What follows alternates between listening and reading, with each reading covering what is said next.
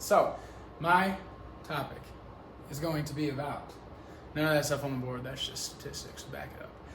It is going to be how community-based fitness should be free to everyone that wants it. And it should be pushed to everyone in the world. So, community-based fitness. I work at a CrossFit gym. I'm the head coach, run the gym. Fitness has completely changed my life, 100%. It has changed my life. I'm supposed to walk around, right? So, fitness can transform a human being. It can make you realize who you want to be, who you should be, and then one day you wake up and you realize you like who you are. Fitness makes you dig deep, makes you fight, realize that you can go through hard things. You kind of put yourself through these harder things in training. So that way, technically, you're training for life, and then one day life comes, hits you in the face, and you just keep getting back up. That is fitness for me, right? The community aspect of fitness completely evolves the entire model, right? You have a regular gym, commercial gym. Most of you, hopefully, go to something. So you have a commercial gym where you go in the gym, you kind of work out. I still do it every once in a while. You put headphones on, everyone's growling at everyone. A lot of people are timid. They're not even comfortable. They don't know what to do with themselves. They're uninformed. They have no direction. They're kind of just following the lead of the most jacked guy, right? There's no direction. There's no community. And honestly, when I go in the gym, I'm the most personable human being. I love talking to people. When I go into a regular gym, I put the headphones on and growl right with the pack, you know.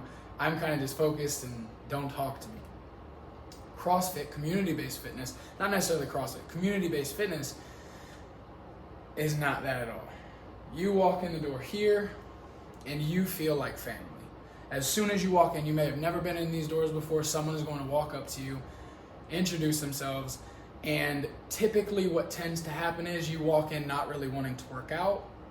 You see some smiling faces, some friends, some family, and all of a sudden you have one of the best workouts of your life, and you're doing it with a group of people that really genuinely want to see you succeed, okay?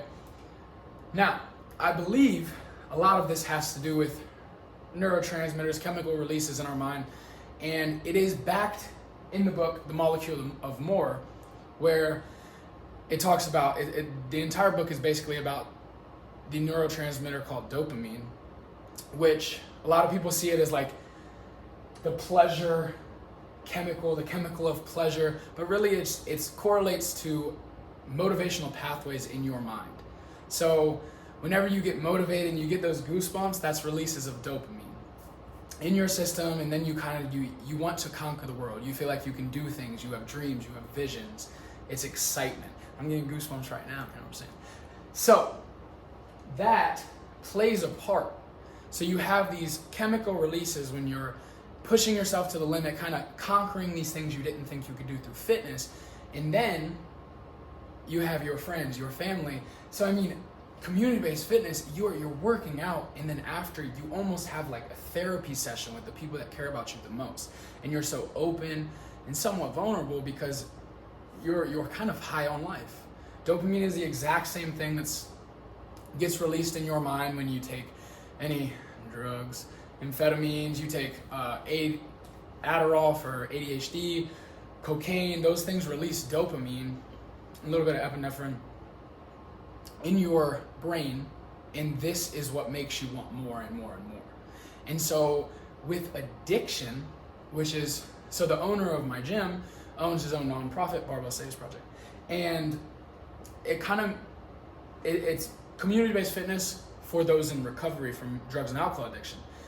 I've never personally had a drug or alcohol problem, but I have dealt with other forms of addiction in my life. And when it comes to addiction, typically what happens is you replace one thing with a new thing, right? And you don't really want to walk that road. It's a fine line, but technically what ends up happening is people replace this drug use, this alcohol use, with fitness. And you're still getting the same reward system firing in your brain, firing throughout your body. And you're excited and you want more and you want more and you want more. The only thing is, this is healthy. this is good for you. This is self-improvement. This is growth. You can't do anything in life if you're not healthy, if you're not taking care of yourself mentally, physically, emotionally, and that all kind of starts with making sure everything here is operating and firing on all cylinders.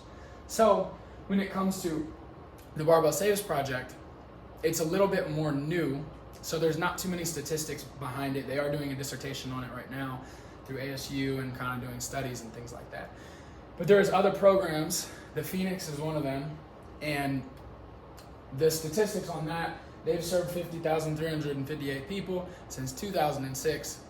In 2020, last year, 14,000 plus were new members. So I know 50,000 over the course of like 15 years, you might say, whoa, but things grow, it takes time.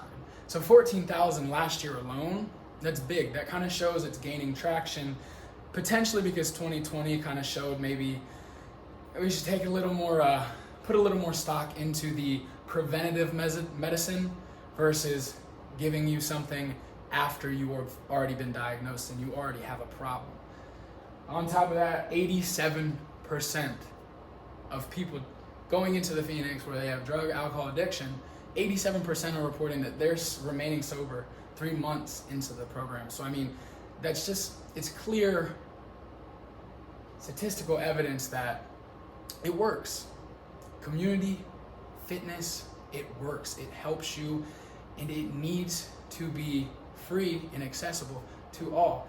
And really, that just comes down to billing insurances. And that's what the Phoenix does. That's what the Barbell Saves is going to do. They've already kind of gone down that route, and you just bill insurance companies, and everybody has insurance. I don't understand the problem. There is gaps in it. This is not a foolproof pitch, but it's going to happen, and I'm going to figure it out. I can promise you that. The change that fitness, especially community-based fitness, has brought to my life, you can't speak it into words. You'll feel it if you try it. And we run corporate wellness classes where the corporation, the big corporation with all the money, pays for the employees. That's another route that can kind of give free access to members, to the people, versus kind of dishing it over from their pockets. So it's a potential thing. It's already happening in some ways in some platforms. So free community-based fitness to all. It's doable.